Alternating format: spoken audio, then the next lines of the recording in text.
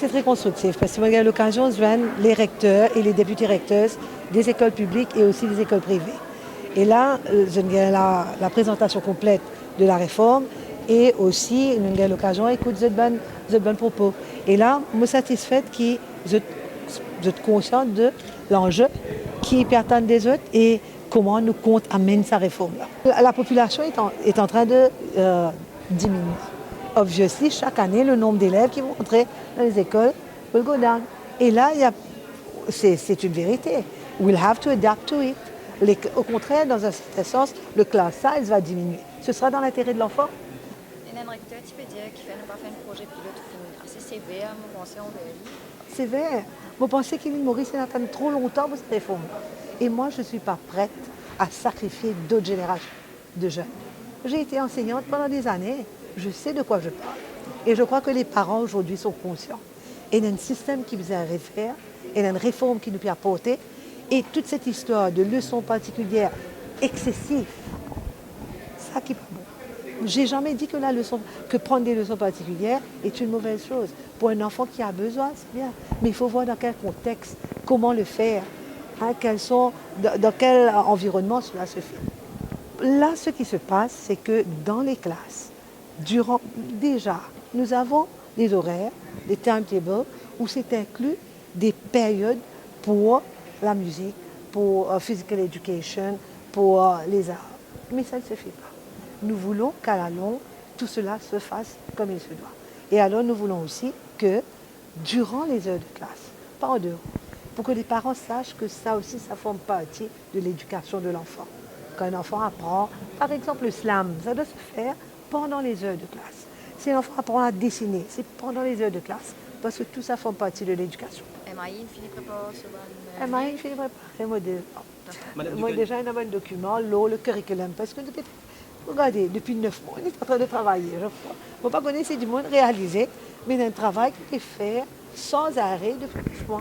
Il y a un travail qui est fait systématiquement. Because 21st century skills, il faut regarder ce qui se passe autour de nous. Il faut regarder comment les autres pays sont en train d'avancer. Il faut regarder ce qui s'est passé en Corée du Sud. Il faut voir ce qui se passe au Rwanda. Il faut voir tous ces pays-là sont en train de progresser rapidement.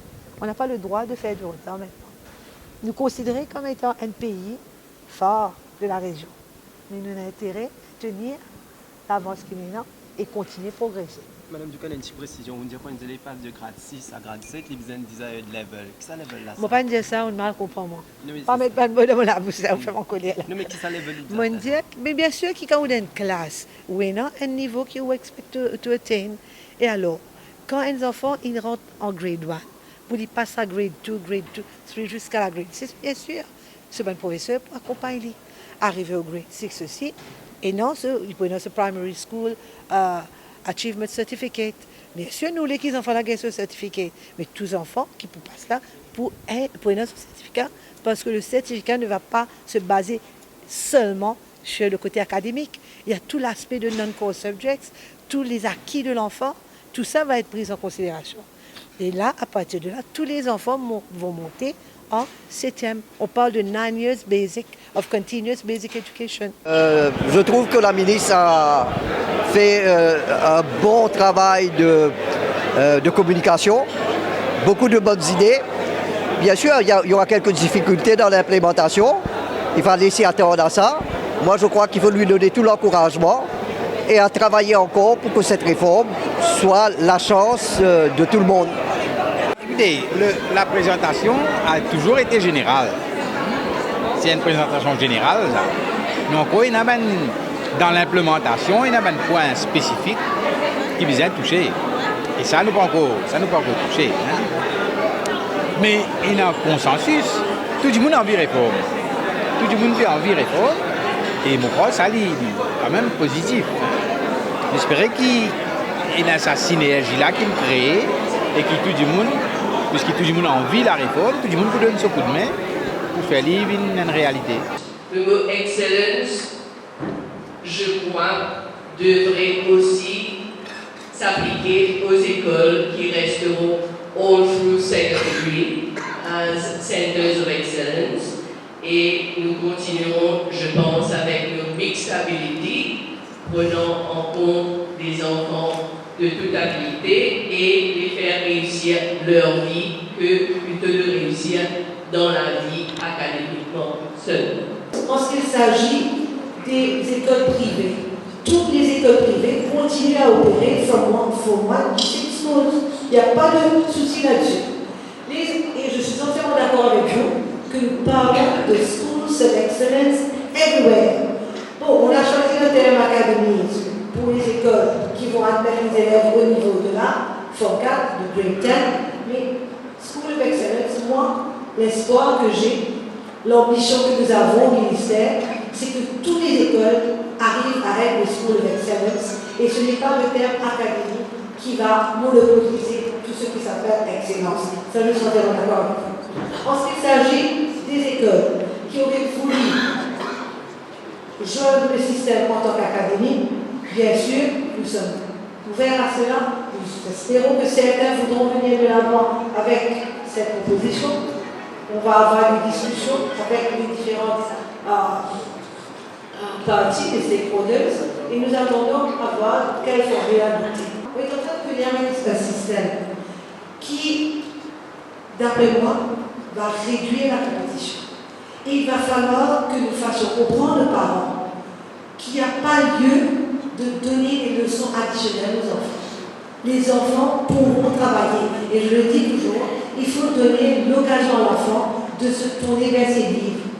Quand on voit ce qui se passe avec nos enfants de nos jours là, ils sortent de la maison, ils vont à l'école, ils travaillent pendant toute une journée. Par la suite, ils vont prendre des leçons. En rentrant chez eux, peut-être qu'ils continuent voir la télé et se remettent à faire des devoirs pour le lendemain.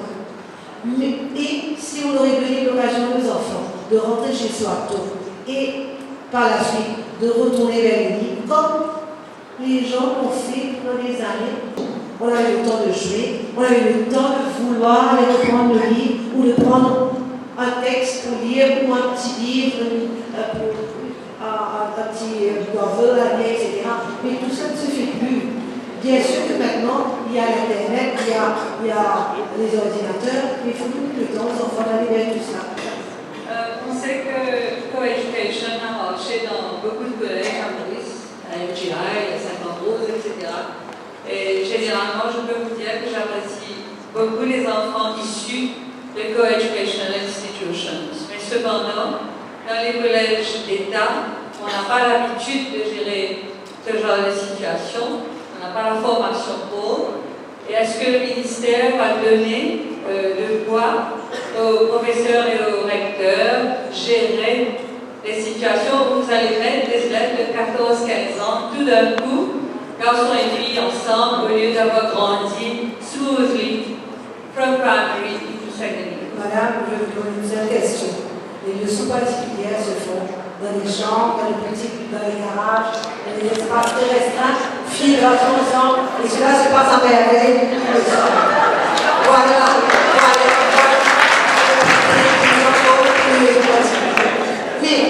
It's look absolutely amazing on paper. I would like to make a request that subjects like disability or economics will be openly worthy to boys and girls, such that where the old tradition which has.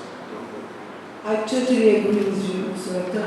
In fact, there was one issue also raised by Mr. Hamdi, the idea that academies being co-education, it's still on board. It's a very nice, good presentation because each and every student finds a place in this system. This was the tragedy maybe in the past. There were many leftovers. But I feel that each and everyone has a chance to go to the top. This is something that is very valuable. Tous les chefs d'établissement ont beaucoup apprécié que vous mettiez la qualité des enseignants au centre de votre réforme. Madame a bien dit, the quality of a school system and education system cannot exceed the quality of its teachers. On ne peut pas avoir une formation one size fits all. Est-ce que les chefs d'établissement seront appelés à assumer, à assurer la formation des maîtres, d'une part, et comme vous prenez un exemple sur les systèmes éducatifs qui marchent dans le monde, effectivement, tout système éducatif assure une formation continue des maîtres. Ça veut dire que ce n'est pas one in a while, mais c'est continu. C'est un peu comme in-service training en Angleterre, plusieurs fois dans l'année. Est-ce que cela va se faire ainsi? Merci. Il va falloir qu'on commence à songer au lifelong training. On parle de continuous professional development. Au fil, la MAI est en train de revoir le teacher training programme. Nous sommes en train de venir avec des modules. Il y a des professeurs qui peuvent vouloir choisir un domaine en particulier et dire qu'ils veulent faire quelque chose dans ce domaine en particulier. Par exemple, nous parlons de remedial, nous parlons de special needs education. Il y a plusieurs domaines dans lesquels les professeurs peuvent choisir de se former. Mais over and above this particular aspect of training, we also have what we've been calling the in-house training, the in-house sort of quality assurance that you can have within the institution, which will be done not only by the rector, the deputy director, the heads of schools, but the heads of department. We should build up a different sort of culture, a culture where we help each other. And when we talk about quality assurance, we need to have quality assurance within the institution to start with, and then move on to quality assurance from an external body. Obviously, all this will be on board. First of all, I must congratulate you. You've done a great job because not many ministers have taken the courage to bring about reforms. I've done a lot of research in education and I can see all the best policies you have applied. And again, I'm telling you, thank you very much. Like our rector said, our friend said on that side, you've done everything possible for every child. What is the assurance you give to private schools? The private sector has always been a privileged strategic partner. And with the fact that the national schools will not be having an intake of students, you will have these students moving on to the regional schools, which will also include the private secondary schools. So I have a question. With the private schools are worried about our intake. Already with the fall in the population and the intake, many schools have the problems. Now, what we want to know is how are we going to have students who will move from after the 6th standard exam to the secondary school, how there will be line of demarcation between private schools and state schools. But right now, we already have private and state schools. It's not a new element. Students choose to go to schools. And I'm sure Universal College is doing very well and will continue to do well. In fact, the intake will have to increase, taking into account that 11 national schools are not taking students at grade 7 level. So they will have, this will be very difficult. And the number of students going to the other schools would obviously increase. And we're also coming with the idea that with the declining student population year after year, class size also would have to be altered in the future. Today I have seen that we have removed the concept of co-education from academies. That's an issue today, the definition today. Nevertheless, okay, we are still concerned about the implementation, maybe at the level of infrastructure and so on. So what we propose that we have further discussion to have more clarification on the issue. Because we are open discussion and we are partners in the process. We support the project provided that we are given the opportunity and the means to implement it. The problem of infrastructure and so on is being taken care of. The ministry has got an implementation committee and we are working on all the issues of infrastructure. So we need not worry on that particular part. I do understand that as we start off, we might not have all the means. And that's why in my introduction I mentioned that it is an evolving process and it will be phased. The initiative, but I would like to ask one simple question about the timing. Because, you know, we've been talking about the 9-year system and the implementation is going to be started from grade 5 in 2016. And that gives too short time, most probably, to get our, well, society at large, our population, parents, to be familiar with the system, for publication of new materials, for the new examination. And I suppose that there is no provision for any piloting yet, because the first cohort of 2016 will start the next 2 years to prepare for the first examination. So my question is, would it be possible to start it from scratch, that is start from year one?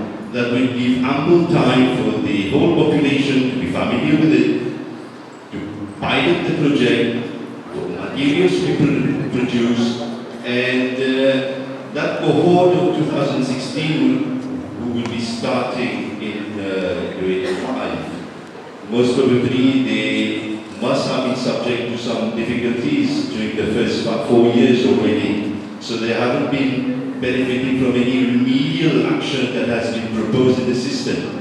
So my question is about the timing. Would it be started right from grade 1? Let's say there's no reform. The students who are in Standard 5 today will pass through the same system as we have today. Will this help them? They will still not be having any other form of support. Ils n'ont pas de rémédiation, rien.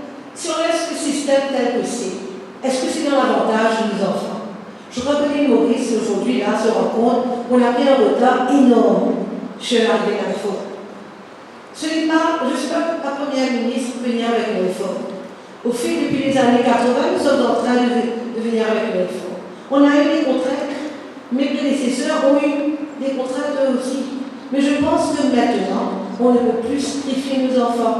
C'est vrai que ceux qui iront les premiers à prendre ces examens-là ne seront pas des élèves qui ont reçu tout le soutien qu'on aurait voulu leur donner, mais il faut commencer quelque part, et je crois qu'on n'a plus le droit moral de retarder la réforme, et ça dans l'intérêt de nos enfants. En ce qui s'agit du curriculum, je comprends vos appréhensions, mais sachez que depuis le début, c'est-à-dire depuis que vous arrivez, on a commencé à travailler sur le curriculum.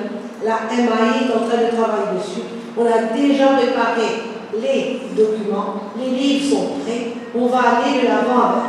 Et je pense, comme je vous ai dit au départ, que n'importe quelle réforme ne peut être parfaite au départ. Il nous faut faire le premier pas. Les ajustements viendront au fur et à mesure et nous irons, et je l'espère, nous atteindrons un beau jour la perfection. Mais il est grand temps de commencer. On ne peut plus retarder la réforme. C'est vrai que l'idéal aurait été d'avoir toute une bande et d'avoir reçu tous les soutiens voulus et commencer avec, mais je crois qu'on ne peut plus tout. Les enfants ont attendu longtemps. Des générations d'élèves ont dû passer par un système qui n'est pas, comme on regarde dans les conducive for learning, dans un environnement qui n'a pas toujours été l'environnement idéal pour faire progresser l'enfant. Je crois qu'aujourd'hui, les recteurs qui sont présents, les professeurs que j'ai rencontrés avant, tous les stakeholders, nous sommes déjà prêts pour venir avec la réforme, tout en sachant qu'il y aura des améliorations à faire au cours de route.